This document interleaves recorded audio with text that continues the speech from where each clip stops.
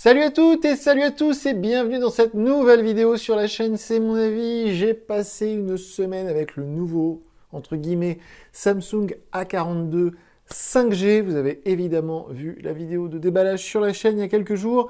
Et je viens maintenant vous dire ce que j'ai pensé de ce téléphone bien sympathique. Mais c'est parti tout de suite pour le jingle.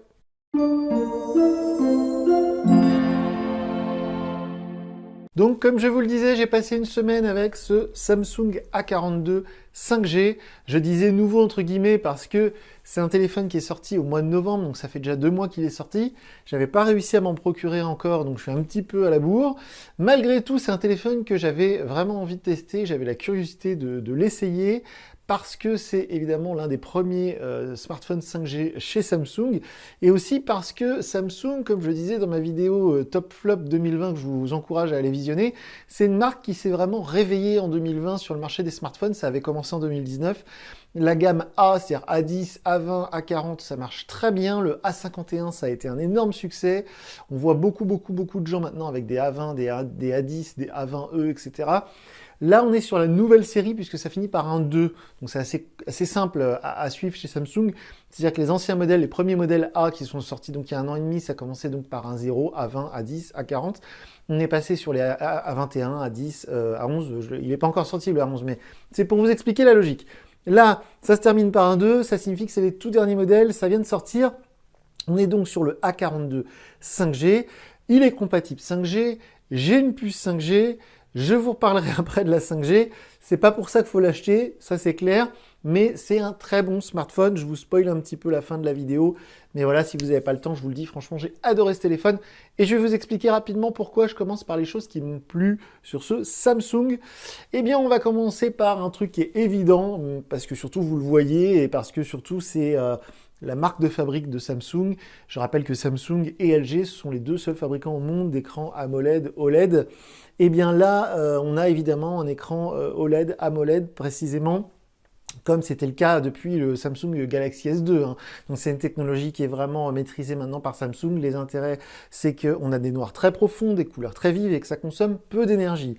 L'inconvénient, c'est que ça coûte plus cher à fabriquer qu'un écran LCD classique. Donc c'est pourquoi on a sur ce Samsung, et j'y reviendrai juste après, un inconvénient, c'est qu'on a moins de pixels par centimètre carré. On a une densité de pixels qui est moindre par rapport à de la concurrence en LCD au même prix. Mais ça, j'y reviendrai juste après. Je parle des trucs positifs pour l'instant. Donc l'écran, pour moi, c'est vraiment un point positif. Il est lumineux, il est grand, les couleurs sont vives. Donc c'est un vrai bonheur d'utiliser ce téléphone au quotidien. Évidemment aussi, mais ça paraît logique vu la quantité de milliampères qui est annoncée sur la fiche technique. L'autonomie, c'est vraiment un point très fort de ce téléphone. Parce que, j'y reviendrai juste après, mais en plus, il reste fin et plutôt léger. En tout cas, il a vraiment, quand on l'a en main, on a vraiment cette impression de légèreté. Et ça, malheureusement, c'est pas toujours le cas sur les smartphones d'aujourd'hui. On a quasiment partout, chez tous les constructeurs, des grosses batteries, 5000, 6000 mAh, j'ai vu sur certains modèles. Donc on a vraiment des batteries gigantesques qui permettent de tenir 2 ou 3 jours sur une charge complète. Mais là, autant la batterie a fait 5000 mAh, donc l'autonomie est vraiment excellente. J'ai tenu à chaque fois 2 jours sur une charge et il restait un petit peu le soir quand je l'ai branché, donc vraiment l'autonomie est top. Et en plus de ça, le design reste assez fin et le téléphone en main paraît assez léger, parce qu'il est très grand et parce que justement il est très fin. Et on n'est pas au-dessus des 200 grammes, on est en dessous des 200 grammes, on a 193 grammes, pardon. Donc ça, c'est aussi quelque chose que j'ai vraiment apprécié sur ce Samsung A42. Aussi, un point positif, quelque chose qui m'a agréablement surpris, c'est la qualité des photos qu'on peut prendre avec ce téléphone. Je vous encourage comme d'habitude à aller voir ma galerie Google Photos, je vous mets le lien sous la vidéo. Et vous pourrez constater par vous-même de la qualité des photos, que ce soit les photos en grand angle, que ce soit les photos normales, on va dire. J'ai même utilisé le mode nuit, et le mode nuit marche très bien. Les photos sont vraiment belles, et j'ai été, pour le coup, agréablement surpris. Alors c'est vrai qu'on est quand même sur un téléphone à 379 €, donc si les photos avaient été mauvaises, ça aurait été une catastrophe. Mais voilà, là au moins on se dit que c'est bon, c'est validé, les photos, le capteur photo, il est bon, et le module 4 photos, là, grand angle, tout ça marche très bien. Donc ça, c'est validé, c'est bon. Aussi quelque chose qui paraît logique maintenant en 2021, il faut s'y faire. mais qui n'est pas le cas sur tous les concurrents chinois notamment, c'est qu'on a une puce NFC et on peut faire le paiement sans contact avec ce Samsung, ça fonctionne vraiment. Je dis des concurrents chinois parce que c'est vrai que les normes NFC sont pas les mêmes en Europe, en Asie, etc. Donc du coup, on a parfois des smartphones haut de gamme, notamment Xiaomi, Oppo, etc., qui ont des puces NFC qui ne fonctionnent pas avec, par exemple, Google Pay, que j'utilise beaucoup. Donc là, c'est pas le cas, ça marche très bien avec Google Pay, j'ai pu m'en servir à de nombreuses reprises. J'ai pas essayé Samsung Pay parce que j'utilise pas de compte Samsung, mais avec Google Pay, ça marche très bien. D'ailleurs, je le précise, mais ça paraît évident, évidemment, je répète 2 fois, Samsung a le droit d'utiliser les services de Google, donc il y a le Google Play Store, il y a Google Maps, il y a Google Photos, il y a Gmail, etc. Voilà, je le précise, même si ça peut paraître complètement évident, mais Huawei aimerait bien être dans le même cas. Sauf que Samsung est coréen et Huawei est chinois. Bref, je ferme la parenthèse. Donc aussi, dans les choses positives, j'ai rien oublié. Si, je voulais vous parler d'un truc que j'ai vraiment apprécié aussi sur ce Samsung, c'est le lecteur d'empreintes sous l'écran. Ça marche du feu de Dieu, j'adore moi ce système d'empreintes sous l'écran. J'arrive vraiment pas à comprendre pourquoi Apple est passé à côté. J'aurais rêvé d'un iPhone 12 avec le lecteur d'empreintes sous l'écran parce que avec les temps qui courent, avec les masques, eh ben, la reconnaissance faciale, ça sert presque plus à rien. On est obligé de faire le code sans arrêt, ce qui est très pénible. Donc ça marche super bien. J'ai parlé du design, ah oui, donc dans les points positifs, j'ai aussi marqué la 5G. Alors la 5G, je vous en parlais en préambule, c'est pas que ça marche pas. Je suis client Free. Free a un réseau 5G qui est aussi étrange que ça puisse paraître, le plus développé actuellement en France. Quand on va regarder sur le site de Free, quand on regarde la carte de France, il y a des relais 5G partout, même dans ma ville. Et ce téléphone est compatible 5G. J'ai bien le forfait adéquat, j'ai bien la carte SIM adéquate, et quand je vais dans des endroits qui sont indiqués sur le site de Free étant couverts par la 5G, j'ai pas la 5G qui s'affiche sur l'écran. Donc je sais pas pourquoi, je ne comprends pas, je pense pas que ça vienne du téléphone, je sais pas si c'est Free qui a pas encore activé, on va dire, leur relais. Bon bref, j'ai pas d'explication. J'ai aussi un iPhone 12 avec une puce Orange 5G, forfait Orange 5G, et ça marche pas mieux non plus, j'ai pas la 5G non plus. Donc j'ai pas pu tester la capacité de la 5G de ce Samsung. Par contre, ce que je peux dire, c'est qu'il a une très bonne sensibilité au réseau. Il y a plusieurs fois où je me suis surpris à capter la 4G+, avec ce Samsung A42, alors qu'avec un autre téléphone, j'avais pas forcément la 4G+, à cet endroit. Donc la sensibilité au réseau est très bonne sur ce Samsung.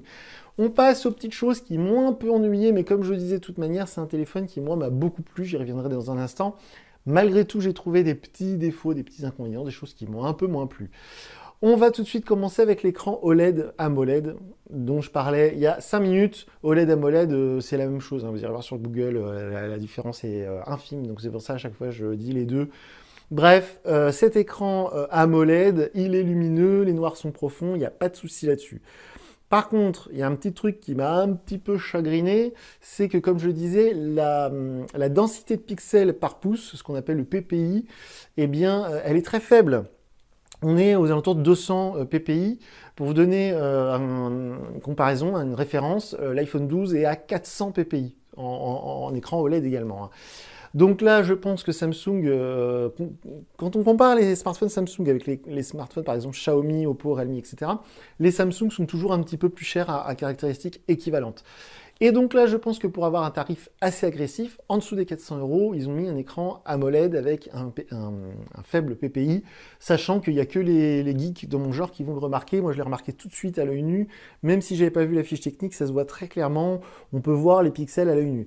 Voilà, c'est un peu dérangeant. Moi, j'avais eu le Galaxy S2 en 2011, donc je veux dire, ça fait 10 ans maintenant. À l'époque, l'écran AMOLED, c'était une nouveauté incroyable. Et c'est vrai que j'ai la même sensation de pixels lisibles à l'œil nu. C'est pas grave, mais voilà, si vous cherchez un écran avec un affichage très fin, vaut mieux aller sur du IPS LCD. Vous aurez un affichage IPS, donc avec des noirs un peu moins profonds, etc. Mais vous aurez un affichage bien plus fin. Voilà, ça c'est pour l'écran. Aussi quelque chose qui m'a surpris. Mais alors là, pour le coup, voilà, c'est un coup de gueule. C'est vraiment quelque chose qui m'a étonnamment voilà, je trouve pas les mots. J'étais saoulé, blasé. Il y a beaucoup, vous l'avez peut-être vu dans la vidéo de déballage que j'ai fait. Quand j'ai fait mon déballage, j'ai allumé le téléphone. Et comme je le fais à chaque fois, j'ai voulu vous emmener sur la page d'accueil. D'ailleurs, je vous reparlerai de cette page d'accueil dans un instant, de ce launcher, comme on appelle ça. Mais j'ai pas pu le faire dans des conditions normales parce que Samsung doit être à court d'argent, je comprends pas, ils ont besoin de sous, bon, comme tout le monde. Mais en fait, ils essaient de vous installer tout un tas d'applications, mais à la con, dont on n'a pas du tout besoin. Et même quand on désactive toutes ces applications que nous suggère le Samsung quand on l'allume, donc que nous suggère One UI, qui est l'interface made in Samsung désormais, qui remplace TouchWiz depuis au moins 2 ou 3 ans, bien, même quand on désactive tout, on se retrouve avec des applications, donc publicité entre guillemets, c'est-à-dire que les apps ont payé pour être là, ils ont payé Samsung pour que Samsung les mette là, et on ne peut pas les désinstaller, on ne peut pas les enlever. Alors c'est pas très grave parce qu'il y a 128 Go de stockage, donc il y a largement de quoi faire, c'est pas un problème de place, mais c'est un problème que moi, quand je mets presque 400 €, si vous mettez une coque là-dessus, ça fait 400 balles dans un téléphone, ça me saoule de me taper des applications publicitaires dont j'ai pas envie, je trouve ça anormal.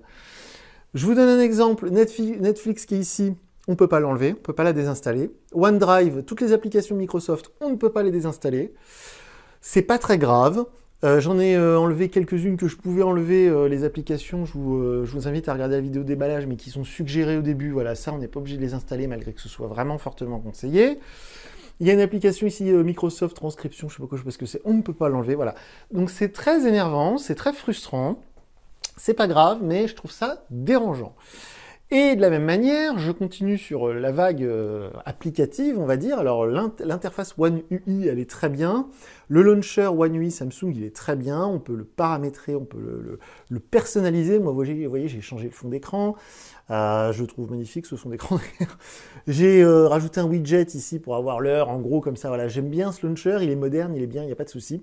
Mais alors par contre, il y a tout un tas de services Samsung, de trucs Samsung, qu'on ne peut pas enlever non plus, évidemment, parce que c'est intégré au téléphone. Et je ne comprends pas que Samsung insiste comme ça autant encore aujourd'hui avec les services Samsung Pass, Samsung le compte Samsung, le Samsung Cloud, le Samsung Pay, le Samsung machin. Ça me gave, j'ai pas envie d'utiliser les services Samsung. Quand j'achète un smartphone Android, je veux utiliser les applications Google. Donc je ne sais pas pourquoi Samsung nous bourre le mou, excusez-moi de cette expression, pour nous forcer à utiliser le Galaxy Store, le machin. Petite anecdote, si vous voulez changer le thème du téléphone, alors le fond d'écran, vous pouvez l'en télécharger un sur Google et le mettre, ça n'y a pas de souci, mais si vous voulez changer, par exemple, les icônes ou autres, eh bien, il faut ouvrir le Galaxy Store, et vous êtes obligé de vous identifier avec un compte Samsung, ou d'en créer un. Alors c'est gratuit, mais c'est pareil, je trouve ça dérangeant, je trouve ça pas normal. Bref, c'est pas très grave. Pour continuer sur les petites choses qui m'ont un peu gêné, mais bon, c'est pardonnable, on va dire, il n'y a pas de stéréo, donc ça, ceux qui sont habitués à la chaîne, ils m'ont déjà envoyé des messages là-dessus, ils me disent que c'est arrivé avec l'iPhone 7, moi je dis que c'est arrivé avec l'iPhone 6S Plus, bref, c'est pas très grave. Une chose est sûre, c'est que le stéréo, c'est quand vous tenez votre téléphone comme ça, vous regardez une vidéo, vous jouez à un jeu, le son il sort ici, mais il sort aussi là. Et là, c'est pas le cas sur ce Samsung. Encore une fois, 400 €, c'est un peu dérangeant. Le Poco X3 que j'avais testé il n'y a pas longtemps, qui est en ce moment en promo à moins de 200 €, il a la stéréo. Voilà. Bon, c'est pas très grave, on peut pas tout avoir, on a un smartphone qui est plutôt fin, léger, avec des bordures d'écran qui sont assez fines, donc il n'y a pas de stéréo, c'est pas très grave. Et pas de charge sans fil, ça c'est pas très grave non plus, mais à ce prix-là, j'aurais bien aimé qu'on puisse le recharger sans fil, c'est pas le cas. Heureusement, il y a un chargeur rapide qui est fourni dans la boîte, vous l'avez vu si vous avez regardé ma vidéo de déballage. Mais, qu'est-ce que je voulais dire? Oui, donc le chargeur qui est fourni dans la boîte, il fait 15 watts seulement, entre guillemets, c'est déjà pas mal, mais c'est pas la charge rapide de ouf. Hein, sur les concurrents chinois, je suis désolé de citer encore toujours les mêmes, on est à 30 watts de charge rapide maintenant, même sur des smartphones entrée de gamme à 200 €, enfin aux alentours de 200 €. Là, on est presque à 400, il n'y a pas de charge rapide au-dessus de 15 watts, en tout cas le chargeur fourni ne fait que 15 watts, c'est un peu dommage.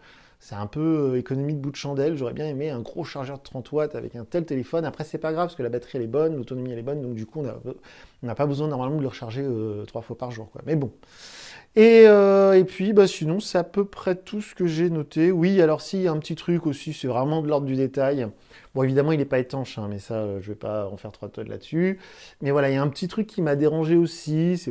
C'est pas très grave, on passe dessus, mais si c'était vraiment mon téléphone que je choisirais parce que je le garde 2 ans et parce que j'ai pas d'autres téléphones, c'est un petit détail qui pourrait me saouler. Il n'y a pas de LED de notification, et l'écran, le Always On Display que j'adore sur les écrans AMOLED, les écrans OLED chez Samsung et chez d'autres, n'est pas disponible sur ce A42. Le Always On, c'est une fonctionnalité qui a été inventée par Samsung de mémoire sur le S6 ou le S6 Edge, qui fait que, vu que l'écran AMOLED consomme très peu d'énergie, il est possible, même une fois l'écran éteint, de maintenir à l'écran des informations comme l'heure, et quand vous avez une notification, pof, ça s'affiche sur l'écran, Et ça reste, ça, c'est vraiment voilà, une sorte d'écran de veille, on va dire. C'est très pratique le Always On quand on a un écran AMOLED ou OLED, je trouve ça bête de s'en passer. Et quand il n'y a pas d'écran OLED, AMOLED sur un smartphone, généralement les constructeurs mettent une LED, une diode de notification qui va clignoter si vous avez une notif, un message, un appel manqué. Donc quand le téléphone est posé sur la table, si vous n'avez pas le Always On display, donc si vous n'avez pas un écran AMOLED, OLED avec cette information qui s'affiche, on va dire, eh bien vous avez habituellement une diode. Bah là, il n'y a ni l'un ni l'autre. Donc si vous avez le téléphone qui est posé sur votre table, vous avez par exemple un casque avec de la musique, vous êtes dans un environnement bruyant, vous avez loupé un appel, eh bien, sauf à aller déverrouiller le téléphone manuellement, vous ne pourrez pas le savoir. C'est un peu gênant. Encore une fois, à ce prix-là, j'aurais bien aimé soit une petite diode, ou soit tout simplement que Samsung active ce Always On.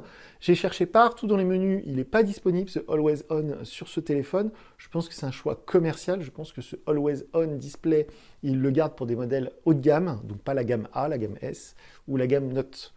Bref, c'est un petit truc que j'ai aussi regretté. Mais, pour faire le résumé de tout ça, ça fait beaucoup d'infos là, en peu de temps, je suis désolé. J'ai adoré ce A42, c'est ça qui est un peu contradictoire. Il y a plein de petites choses que j'aurais voulu un peu mieux, voilà, bon. Mais très honnêtement, ça fait longtemps que je n'avais pas apprécié autant comme ça un smartphone. Déjà, il est très grand et pour le coup, ça m'a pas trop gêné parce qu'il est assez léger. Il est agréable à utiliser, One UI chez Samsung, ça marche bien, j'ai pas eu de plantage, il est fluide, il est rapide, tout s'ouvre super vite, ça marche très très bien, voilà, c'est un super smartphone. Donc si vous aviez l'intention de l'acheter, que vous regardez cette vidéo pour être sûr, voilà, pour voir un peu ce que ça donne, etc., n'hésitez pas. C'est vraiment un super téléphone. Il n'y a pas du tout d'hésitation là-dessus. Si vous êtes anti-chinois, vous voulez pas de Xiaomi, pas de Oppo, Realme, toutes ces marques-là, vous n'en voulez plus. Si vous aimiez bien Huawei, mais Huawei, il n'y a plus Google, donc c'est un peu embêtant, eh bien pour le coup, il n'y a plus beaucoup de choix, plus beaucoup d'alternatives, et Samsung, c'est vraiment sérieux, quoi. Et là, ce A42, c'est un très très très très bon smartphone, d'autant plus que si vous investissez, comme les personnes normales, on va dire une fois tous les 2 ans à peu près sur un téléphone, eh bien là, vous pouvez investir les yeux fermés dans le sens où il est compatible 5G, donc d'ici 1 an, quand la 5G sera partout, bah, vous n'aurez pas l'air bête avec votre téléphone 4G un peu daté. Donc c'est un vrai plus pour le téléphone. Et encore une fois, je le répète, il est bon dans tous les domaines classiques. Autonomie, photo, écran, design, lecteur d'empreintes, tout marche très bien. Les appels, ça marche nickel. La qualité audio est très bonne, etc. Il y a les petits défauts que j'ai trouvés, c'est plus des choses personnelles, c'est plus des petites choses que, voilà, que moi je reproche, mais qui ne vont pas gêner quelqu'un de normal, on va dire, avec ce téléphone. J'en terminerai par la couleur gris, qu'ils appellent Prism, Grey Prism, Gris Prism. C'est très moche, hein. Franchement, je regrette. C'est affreux. Dès le premier jour, j'ai regretté, je me suis dit, j'aurais dû le prendre en noir, parce que c'est original. Alors, vous mettrez sans doute une coque là-dessus, on verra sans doute que le petit carré qui s'affiche. Alors déjà, le carré sur fond gris, c'est vraiment pas très beau. Et puis le téléphone en lui-même, ouais, il y a des petits effets holographiques un peu sympas, mais genre du violet, ça aurait été cool, quoi. Ou vert. Huawei, avec le P40 Lite en 2020, ils avaient osé le vert, et c'était très beau, c'était très très beau. Là, le gris, voilà, c'est pas lié au téléphone, hein, c'est plus lié à mes goûts perso, mais si vous avez l'occasion, dans le rayon, il est dispo en noir ou en gris, prenez-le en noir, quoi. Moi, j'ai regretté le gris quasi instantanément. Voilà donc pour cette vidéo, pour ce test du Samsung A42 5G. Si vous avez des questions, vous pouvez me les poser en cliquant sur les liens sous la vidéo. Je vous mets les liens directs pour me contacter. Je répète encore une fois, les commentaires YouTube sont ouverts, mais je ne les lis pas, donc je ne répondrai pas à vos questions dans les commentaires YouTube. Et je vous encourage vivement à aller regarder ma galerie Google Photos, à aller regarder la vidéo de déballage et à vous abonner, comme ça vous verrez peut-être d'autres tests d'autres téléphones qui vous plairont. Bref, vous m'avez compris, je vous dis à très bientôt pour une nouvelle vidéo sur la chaîne. Salut!